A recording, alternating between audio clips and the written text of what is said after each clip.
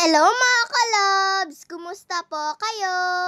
Masarap na boneless na bangus po pala ito pong almusal namin. Isang pack nga lang po yung binili nila mama, tapos 3 piraso na nga po yun. At hinati-hati lang din po pala yan ni mama bago niya nga po yan pinrito. At eto na po pala lahat yung 3 pirasong boneless na bangus. At dahil may pasok nga po si Papa, ay siya na nga po yung naunang nag-almusal. Kami po kasi ni Kuya ay tulog na tulog pa nga po sa mga oras na yan. Alam nyo na po, wala naman po kasi kaming pasok, kaya kahit anong oras na nga po kami babangon. Sabi nga po ni Mama ay mas maganda nga daw po yung ganitong palaging pang umaga si Papa. Kasi nga bumabangon nga din daw po kasi si Mama ng maaga. Kapag tanghali o di kaya gabi po yung duty ni Papa ay sobrang late na nga din po kaming bumabangon. Kaya sabi nga po ni Papa ay okay lang daw po. Dahil pagdating naman daw po ng pasukan ay siguradong lagi na nga daw pong maaga si Mama nagigising. Pagbangon ko po pala kaninang umaga mga kalabs ay naglalaban na po pala si Mama. Kaya nung nabanlawan niya na nga din po itong mga damit ni Kuya, sabi ko nga po kay Mama ay ako na nga lang din po yung magsasampay. Bagong gising nga lang po ako dyan mga kalabs at tanghali na po pala. Sabi nga po ni Mama ay kumain nga daw po muna ako bago ko nga daw po ito gawin. Sabi ko naman po ay mamaya na nga lang po pagkatapos ko po dito. Medyo marami din po pala yung nilalabahan ni Mama.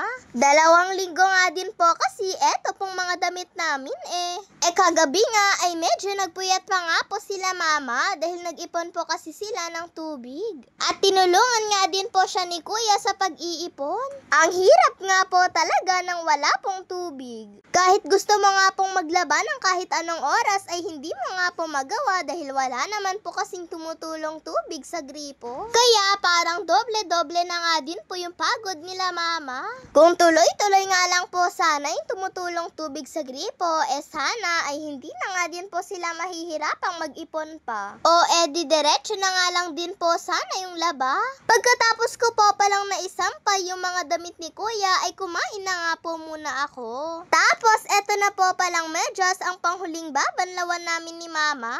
Babaliktarin ko nga po muna yan bago nga po ilipat sa kabilang banlaw. Medyas nga po kasi talaga yung lagi po naming pinapanghuli sa paglalaba. Kung mapapansin nyo nga po mga kalabs ay medyo madami nga din po itong medyas kahit wala naman po kaming pasok. 2 linggo din po kasi itong medyas ni Papa. At minsan kapag nga po may pinupuntahan kami ay gumagamit nga din po kami ng medyas. Kaya may naidagdag nga din po kaming medyas dyan ni Kuya.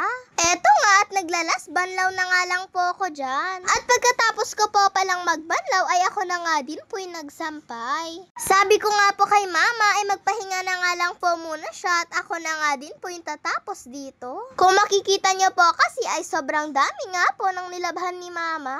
Kung mapapansin nyo po pala mga kalabs ay mga basa nga po itong sinasampay ko. Paano? Sira nga po kasi yung dryer namin. At sa taas po pala nagsampay si Mama. Para kahit umabot pa nga po yung mga damit hanggang bukas sa taas ay okay lang po. At least nakasilong naman po. At kagabi po pala mga kalabs ay eto na nga lang pong fried chicken sa Andox yung inulam namin. Late na nga din po kasing umuwi sila Mama at Papa. Wala na nga din daw po kasi silang oras na magluto kaya eto na nga lang din po yung binili nila. Kung mapapansin nyo nga po dyan mga kalabs ay ang dami nga pong gravy. Nag-additional din daw po kasi sila Papa dyan ng 4. Puro legs po pala itong nabili nila Mama na fried chicken. Nagbigay din po pala si Nanay ng monggo at langka nga po yung sahog. At syempre, nung ready na nga po itong pagkain namin ay kumain na nga din po kami.